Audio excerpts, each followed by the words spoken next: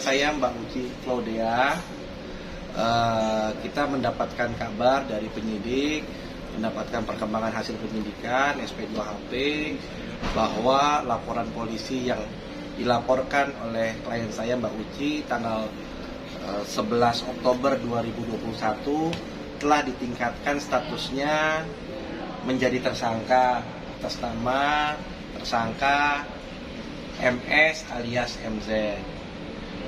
Dari informasi diberitahukan kepada saya, hari ini telah diperiksa sebagai tersangka.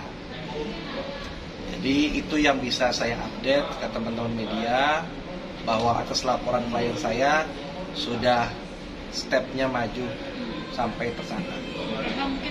Klien saya ini atas nama Uci Claudia waktu itu membeli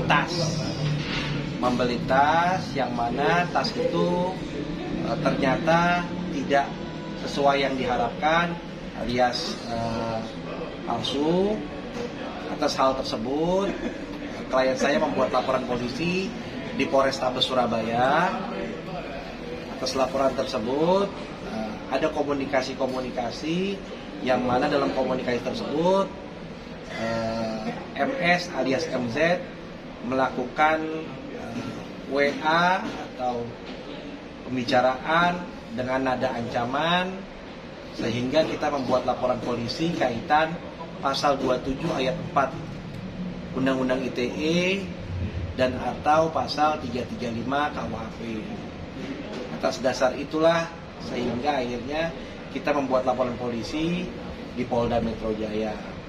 Untuk case yang di Surabaya tetap masih berjalan kaitan tas palsunya. Tapi untuk yang di sini kaitan pengancamannya. Jadi per tanggal berapa Pak si MZ sudah jadi tersangka? Untuk pertanggal jadi tersangkanya berdasarkan penetapannya 15 Maret 2022. Katanya sudah dilakukan pemanggilan dan hari ini saya dengar infonya sudah diperiksa. Tanggapan Ica sendiri Pak? Tanggapan Mbak Uci, ya beliau menyampaikan terima kasih sudah menginformasikan kepada kepada beliau, dan beliau meminta saya untuk mengawal kasus ini sampai ke meja hijau.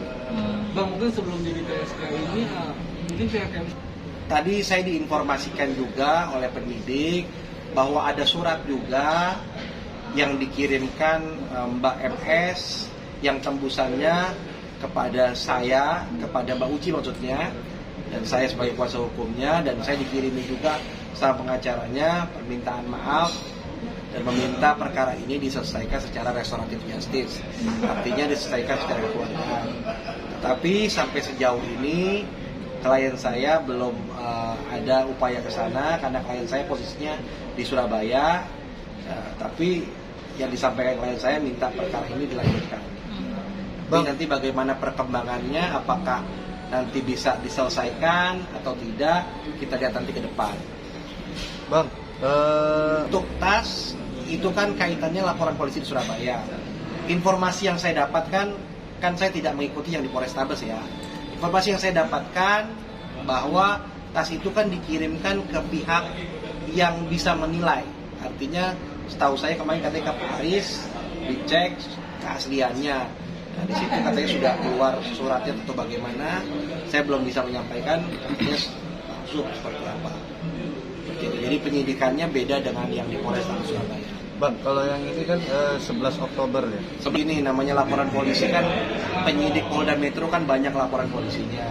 Ya berproses kan dari laporan polisi, proses penyelidikan terlebih dahulu, dilalui mekanisme gelar perkara, naik penyidikan, diperiksa kembali sebagai penyidikan. Jadi saya anggap laporan polisi ya dibilang tidak juga terlalu lama, tapi yang jelas kan semua laporan polisi yang saya handle, klien-klien saya pasti akan saya follow up terus biar ada kepastian hukumnya. Makanya teman-teman media, setiap saya lapor polisi dan memberitakan seperti ini kan artinya saya akan menyampaikan sejauh mana ketika sudah naik penyidikan, sudah naik tersangka, ya mudah-mudahan nanti ketika nanti ada Selanjutnya kan P21 dari kejaksaan nanti akan kita sampaikan juga ke teman media. Ada rencana Mbak Uci sendiri akan Sementara ini kemarin sudah, artinya Mbak Uci sudah diambil keterangan baik dalam penyelidikan dan penyidikan. Nanti apakah diperlukan kembali untuk sebagai saksi, pelapor atau korban, ya kita menunggu dari pihak penyidik untuk bisa memberikan panggilan kepada kita. Jadi kapanpun penyidik panggil ya pasti kita akan datang. Laporan polisi yang dia buat berujung sampai ke proses tersangka. Untuk ancaman sendiri? Ancaman hukumannya ini 27 ayat 4 di atas 5 tahun. Bisa ditahan sebenarnya. Pasal ini sebenarnya kalau dilihat ancaman hukumannya bisa ditahan. Tapi karena kepolisian menerapkan kalau undang-undang ITE kalau ada permintaan maaf tidak bisa tidak ditahan, ya kita menghargai apa yang dilakukan kepolisian. Buat kami, buat saya, ditahan atau tidak ditahan itu kan relatif ya. Artinya yang penting proses hukumnya tetap jalan. Nanti bagaimana putusan pengadilan, bagaimana nanti pihak kejaksaan melakukan haknya, karena di kepolisian dan kejaksaan kan beda. Mereka masing-masing mempunyai hak. Tapi kalau di kepolisian sudah ada edarannya Kapolri untuk undang-undang ITE kaitannya seperti ini, kalau ada permintaan maaf sudah dilakukan penanganan. Bang sempat Ya kita sih menghormati aja apa yang disampaikan pihak sebelah sana.